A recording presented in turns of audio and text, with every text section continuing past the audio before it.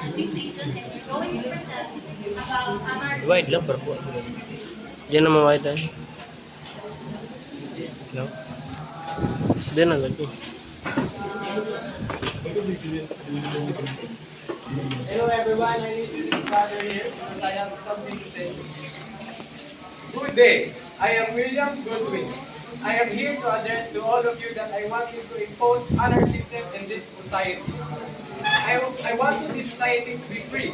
All of the individuals here have their own freedom because government is suffocating and manipulating us. We do not believe in government. Go, William! Freedom! No! How can you say that you're going to free society? How can you say that you're going to free society? No, how can you say that you're going to free the society? You can't free the society. What if someone dies? What if this person dies and you can't get the justice that you want because you want to free the society? Feel ba? No, we are agreeing to William. We need freedom in this society. Freedom is everything. We can do whatever we want with freedom, without the judgment or the authority of the government. We do not believe in government. Government is manipulating us. No, we need freedom. No, we don't have freedom. We don't, no. We need the government involved in the society because what if someone dies? Can you get the justice that he did it? We're not just saying that. We're just saying that.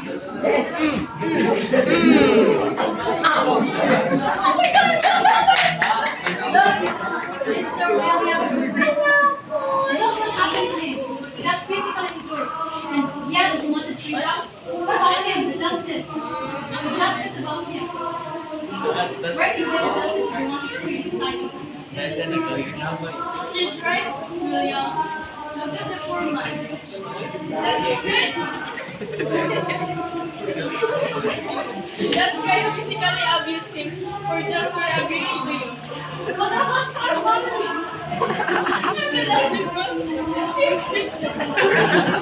Go away. Wants to go away. Go back to where you belong. Sige, nagkatawa. Nagkatawa. Perdip na. Differentiation between anarchist and non-anarchist.